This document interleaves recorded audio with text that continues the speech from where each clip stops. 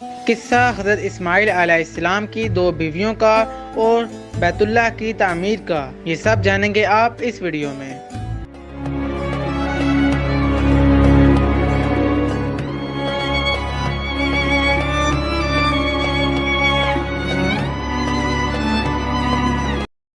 بسم اللہ الرحمن الرحیم۔ السلام علیکم تمام معزز ویورز کو ایکسپلور اسلام میں خوش آمدید۔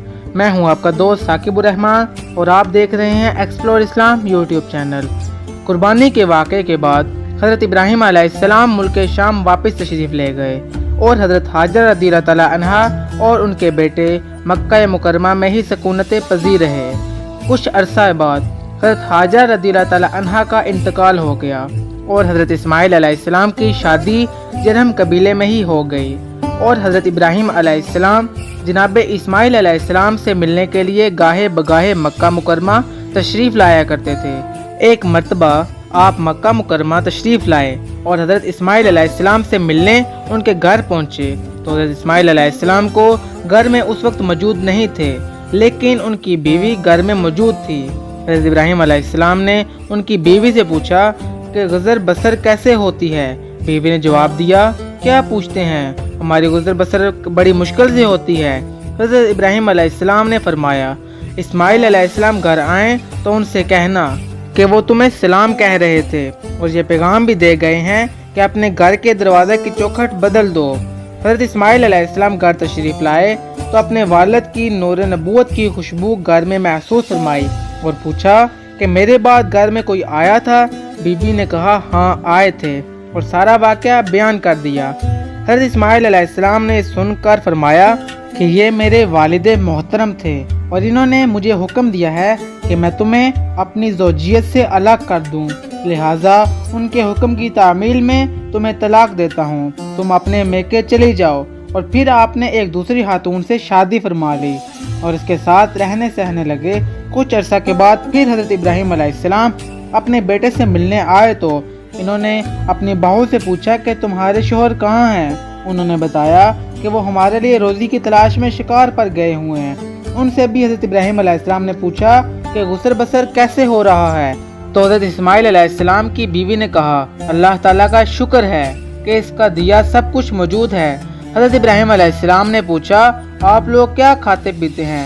انہوں نے جواب میں عرض کیا، گوشت اور زمزم کا پانی استعمال کرتے ہیں۔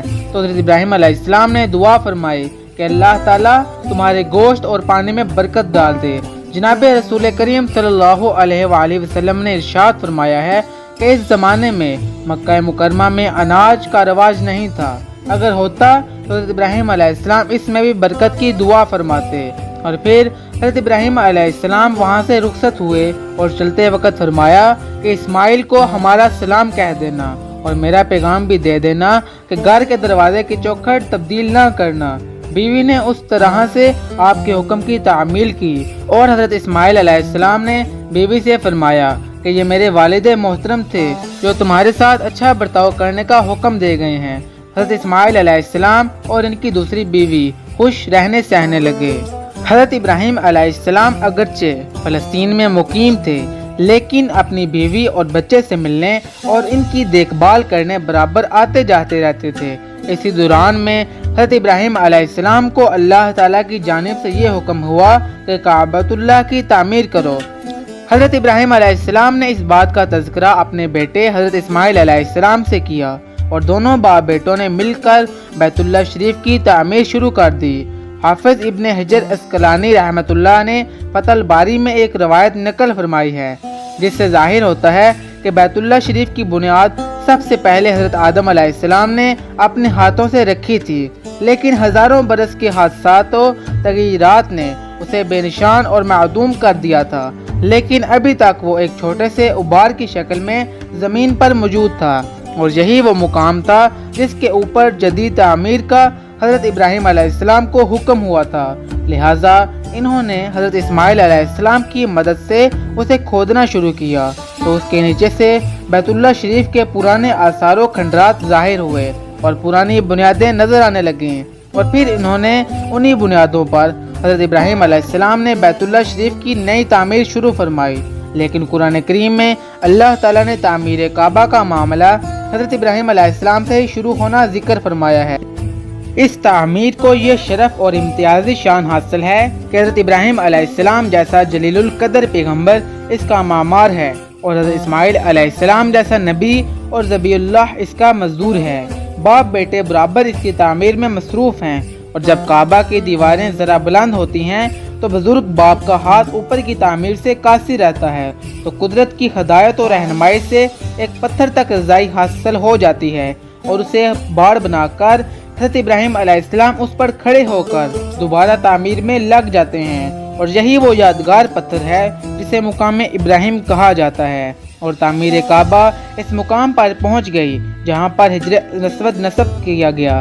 जिब्राइल अमीन ने इनकी रहनुमाई फरमाई और हिजर अस्वद हज़रत इब्राहीम अलैहिस्सलाम को एक पहाड़ी में महफूज शुदा निकाल कर दिया जो जन्नत से लाया हुआ पत्थर कहलाता है। और हज़रत इब्राहीम अलैहिस्सलाम ने इस पत्थर को इसके मुकाम पर गाड़ दिया और हज़रत इब्राहीम अलैहिस्सलाम और हज़रत इस्माइल अलैहिस्सलाम तामीर काबा के दौरान में निहायत खुश व खरम रहते थे और ज़ुबान से ये सदाएं बुलंद करते रहते, जिसका जिक्र कुरान की सूरह बकरा में कुछ यूं किया गया है। ऐ हमारे परवरदिगार, हमारी ये खिदमत को कबूल फरमा ले, बेशक तू ही हर बात सुनने वाला जानने वाला है। ऐ हमारे परवरदिगार, और हमें अपना ताबेदार बना ले और हमारी औलाद में से भी एक जमात अपनी ताबेदार बना ले और हमें हमारी इबादत करने के तरीके सिखा दे और हमारी तरफ तवज्जो फरमा कि यकीनन तू ही तवज्जो फरमाने वाला और रहम करने वाला है। इस तरह बैतुल्लाह शरीफ की तामीर हुई। हज़रत इस्माइल अलैहिस्सलाम के बाद उनके फर्जंद हज़रत नाबद काबा शरीफ के मतौली यानी निगरान मुकर्रर हुए, मगर इनकी उम्र ने इनके साथ ज़्यादा वफा न की और इनके इंतकाल के बाद इनके नाना हज़रत मज़ाद जो कबीला जरहम के सरदार थे मतवल्ली मुकर्रर हो गए। इस तरह से यह मनसब खानदान इस्माइल अलैहिस्सलाम से निकलकर जरहम खानदान में चला गया और यही खानदान अरसा तक मक्का मुकरमा पर हुक्मरानों काबिज रहा और काबा की निगरानी भी इनके जिम्मा ही रही। लेकिन कहीं आगे जाकर हज़रत इस्माइल अलैहिस्सलाम की औलाद में से एक शख्स फ़खर बिन मालिक बहुत मुमताज़ हुआ और उसने अपना नाम कुरैश रखा, जो समुंदर की बड़ी मछली को कहते हैं, और इसकी औलाद आगे चलकर कुरैशी कहलाई। और इस कुरैश फहद बिन मालिक की छठी पुश्त में भी एक सरदार कसी बिन कलाब ने बहुत अजमत हासिल की और इस तरह कुरैश की बखेरी हुई ताकत को यकजा इकट्ठा किया और नए सिरे से उसे मंजिम किया और 440 ईस्वी में हज़ार कबीला से हुकूमत छीन ली और काबा शरीफ की तौलियत दोबारा हज़रत इस्माइल अलैहिस्सलाम की औलाद के कब्ज़ा और इंतज़ाम में आ गई। हज़रत इस्माइल अलैहिस्सलाम की उम्र जब 136 बरस की हुई तो उनका इंतकाल हो गया। उस वक्त उनके सामने उनकी औलाद और नस्ल का सिलसिला बहुत फैल गया था, जो हिजाज, शाम, इराक, फ़लस्तीन और मिस्र तक फैल गई थी। तो रात में एक इशारा मौजूद है जिससे मालूम होता है हज़रत इस्माइल अलैहिस्सलाम की कब्र फ़लस्तीन में है और यहीं उनकी वफ़ात हुई है।